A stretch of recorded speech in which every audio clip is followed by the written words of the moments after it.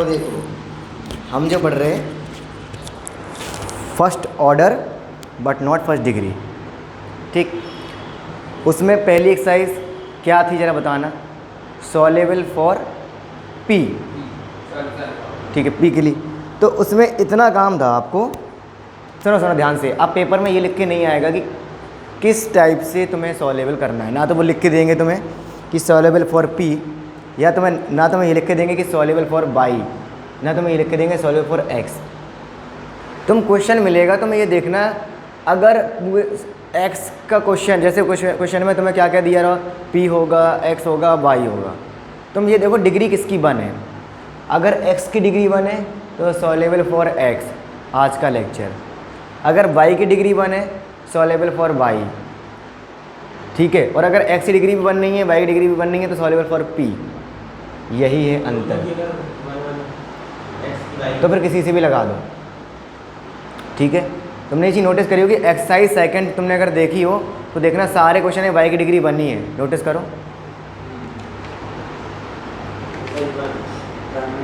Exercise जो second थी कल की, उसमें जितने भी वाई थे उन सब में वाई की डिग्री 1 ही थी, इसलिए सॉल्युबल फॉर वाई हो रहा था। देख लो, नोटिस कर लो।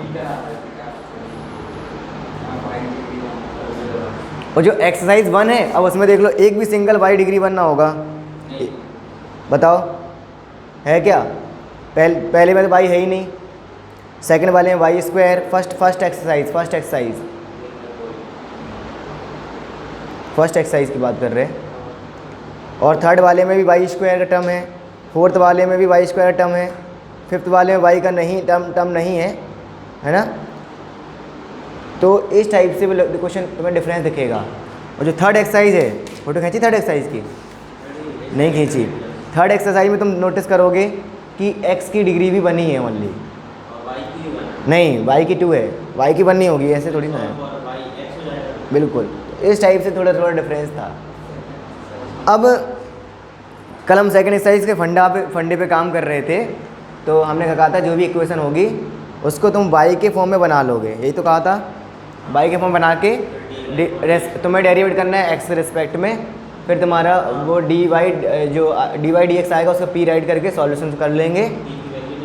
फिर पी में लीनियर बना लो अगर हो रहा है तो, अगर पी एलिमिनेट करना, अगर पी एलिमिनेट नहीं होगा तो एक्स और वाई का मान इन टर्म्स ऑफ पी आ रहा था। तो पहला क्वेश्चन आज हम कराएं एक्सरसाइज का, ठीक है। कल हो गया था क्या? नहीं हुआ था कल क्वेश्चन, पहला हो गया था फर्स्ट एक्सरसाइज का क्वेश्चन। तो सेकंड देखो, वो तो एग्जाम्पल है शायद।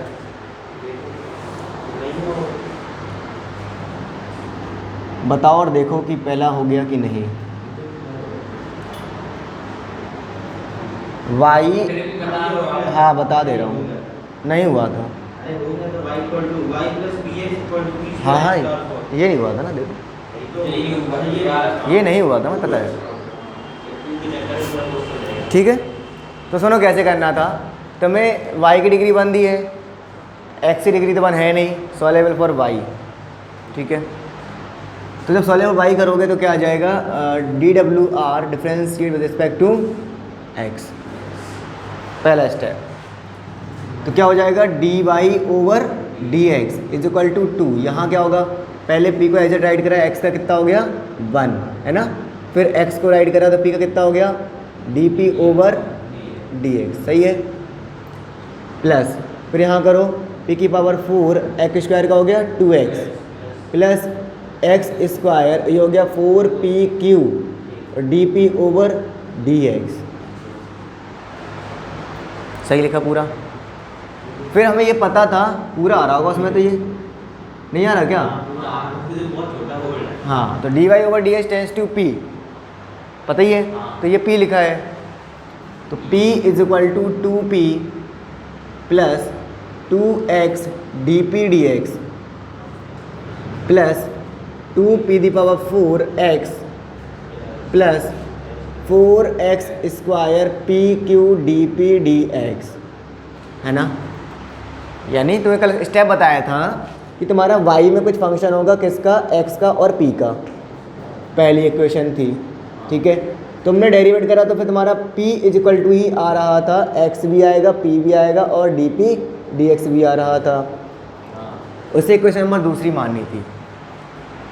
फिर तुम्हें सॉल्व करके एक नया फंक्शन फाई मानना था जिसमें x भी आएगा, p भी आएगा, c भी आएगा। यही कर रहे थे। तो p को उस तरफ भेजेंगे, p को उस तरफ भेजेंगे और सॉल्व करेंगे और यहाँ तक पहुँचेंगे पहले। तो जब p उस तरफ जाएगा तो ये 2p माइनस pp है ना, तो हम इस टर्म्स को एक साथ लिखेंगे। तो कॉमन भी कुछ कर लो, तो 2 कॉमन है, x कॉमन है, dp ds कॉमन है ना, है ना। तो 1 प्लस 2 बचेगा और x बचेगा और p q बचेगा। p थोड़ा लिया कॉमन, p कहाँ लिया कॉमन, और बस हाँ नहीं लिया ना। और इसमें प्लस इधर पे जब p बचेगा तो p कॉमन कर लें और 2 भी कॉमन कर लें, है ना। 2 तो नहीं आएगा ना, 2 नहीं आएगा ना, माइनस हो गया ना p, केवल p। So 1 plus 2x pq equal to, समझ में आया, एक स्टेप गायब कर दिया, ये वाला p माइनस करके केवल टर्म्स को कॉमन किया। अब आप देखो ये सही है, बिल्कुल फैक्टर मिल गया। तो फैक्टर ही बनाने हैं, और फैक्टर नहीं बनता तो याद करो ये इस फॉर्म में बनाओ कुछ, dx upon dp function of p, है ना, function of p dash, p dash मान लो मतलब फंक्शन ऑफ p का होगा, x is equal to q dash function of p। यहाँ p डैश और q dash function of p थे, या तो ये फॉर्म बन रही है या फिर लीनियर फैक्टर हो रहा है, इससे ज़्यादा कोई तीसरा टर्म था ही नहीं, ठीक है। और या फिर होमोजेनियस बन जाएगी, सपोज जैसे d ऐसा भी तो हो सकता है कि dx dp आ जाए, है ना, और यहाँ पे इन टर्म्स ऑफ अपन कुछ डिग्री अलग हो तो y equal to bx add करके वहाँ से भी कर लेना था। तो यहाँ से ये टर्म्स कॉमन है, 1 प्लस 2x pq, ये हो जाएगा क्या, 2x dp dx plus p is equal to 0। अब आप देखो, सुनो प्यार ध्यान से, ऐसे टर्म्स को बिल्कुल सॉल्व मत करा करो जिसमें ओनली pq है, ठीक है ना। यहाँ से इसको इक्वल टू 0 करोगे, यहाँ से आपको p की वैल्यू मिल जाएगी, जो भी मिलेगी, ठीक है ना। p की वैल्यू का पर यहाँ पुट करोगे, क्या c आएगा, नहीं आएगा। तो ये तो सॉल्यूशन हमेशा सिंगुलर सॉल्यूशन देगा। हाँ, अभी सिंगुलर सॉल्यूशन क्या होता है वो पेंडिंग पड़ा हुआ है, अभी सारा हेडिंग लिखवा दूंगा, अगले टॉपिक में यही सब आ रहा है। सिंगुलर सॉल्यूशन भी आ रहा है वहाँ पे, और p डिस्क्रिमिनेट भी है, c डिस्क्रिमिनेट भी है, क्लॉडेट्स इक्वेशन भी है। जैम के लिए क्लॉडेट इक्वेशन इंपॉर्टेंट नहीं है, गेट के लिए इंपॉर्टेंट है, ठीक है, इस टाइप से। तो सिंगुलर सॉल्यूशन यहाँ से मिलेगा, तो हमें सिंगुलर सॉल्यूशन नहीं चाहिए, हमें जनरल सॉल्यूशन चाहिए, वो यहाँ से मिलेगा, ठीक है। तो इस टर्म्स को उठाएंगे, तो 2x dp over dx plus p is equal to 0, है ना। सॉल्व करो जरा। सो dp अपॉन dx, अरे यार ये क्या कर दिया, यही सही है ना। dp over dx is equal to क्या हो जाएगा, माइनस p अपॉन 2x, सही है। अब बस कौन सा मेथड, वेरिएबल सेपरेबल मेथड। तो dp upon p minus dx upon 2x, integrate करो बोथ साइड तो प्लस c, है ना। लॉग ऑफ p माइनस 1/2 बाहर, log of x is plus c, इस तरफ लाओ लॉग, है ना।